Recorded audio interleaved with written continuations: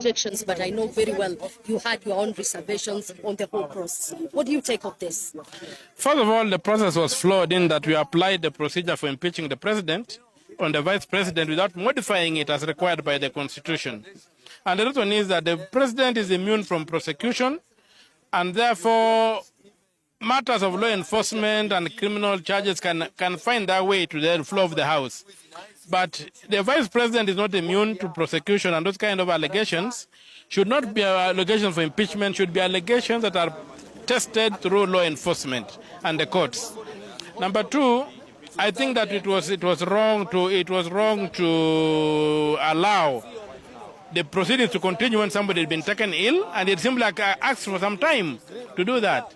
He should have been allowed to go, and then we come back on Saturday and look at it. Number two is that during proceedings under the plenary, there are no timelines set. The timelines are set for committee, and we chose to go by plenary, which means the timelines under the committee were not applicable to timelines under the plenary. The only thing that was applicable was Article 259 Clause 8, which says that if the Constitution does not prescribe a timeline within which something is supposed to be done, then it has to be done in the shortest time possible. So I don't think we were fair, and that's why I did not accept any of the grounds, and I voted not all the grounds. They also did not meet the evidentiary threshold. There was a lot of, it was like the mover was simply playing around, and he didn't know what to do.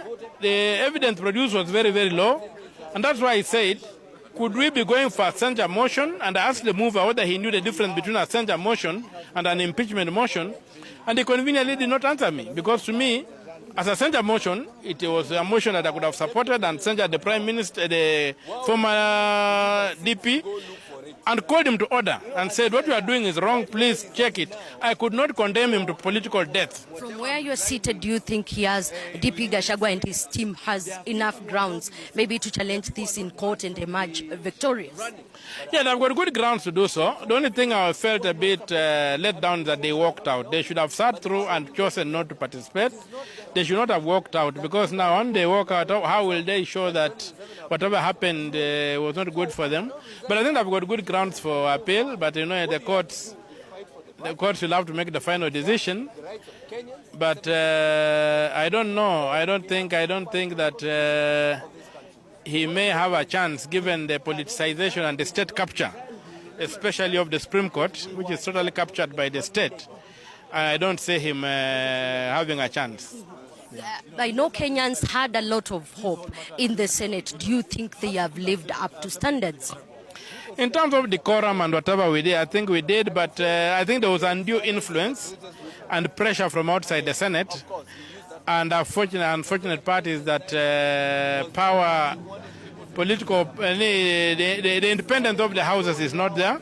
The Senate is slightly just more independent than the National Assembly, but we have a long way to go to be able to gain the full independence, because decisions are made outside the House and they tend to just be validated in the House.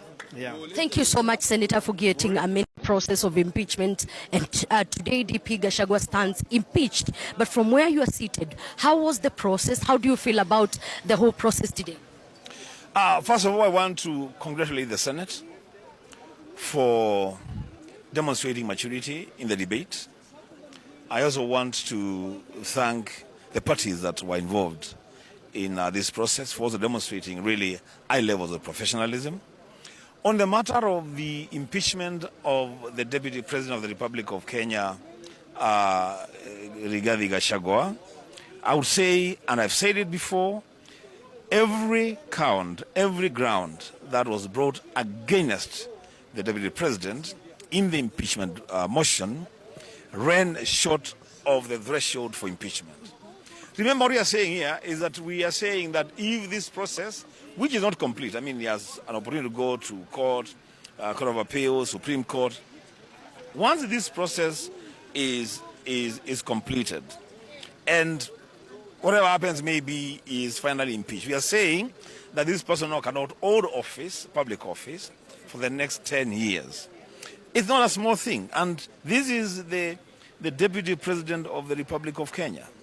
A lot of the grounds, actually to me, all the grounds that were brought before the Senate were not substantiated. This was just a theater for political play.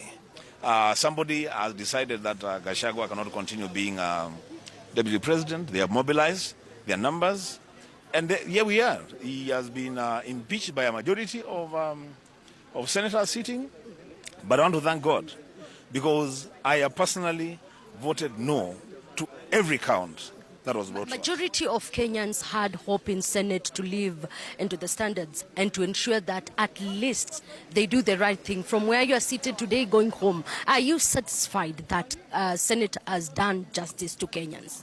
Now, one of the things that I must say is that I'm bound by the decision of the majority of the senators. So the decision then becomes a Senate decision. I'm bound by that decision. But personally as the representative of the great people of Kitui County in the Senate, I can say without the fear of contradiction that everything that we did today, the voting of out of Rigathi Gachagua from office, for me, we did not serve justice to Gachagua. We have not listened to what the people, the majority of Kenyans are saying. The majority of Kenyans are saying that, yes, Gachagua may have come short on some issues, but for heaven's sake, where we should have started this motion was from the top, the president himself. And the government of William Ruto has been impeached by the court of public opinion. We should have listened to the voice of the people on the ground. But as I said, a decision that has been taken by the majority. I'm bound by that decision. Yes. Right, that is Senator Kio from Kitui, who says that they are bound, or rather he is bound by the decision of majority, but then he's not satisfied.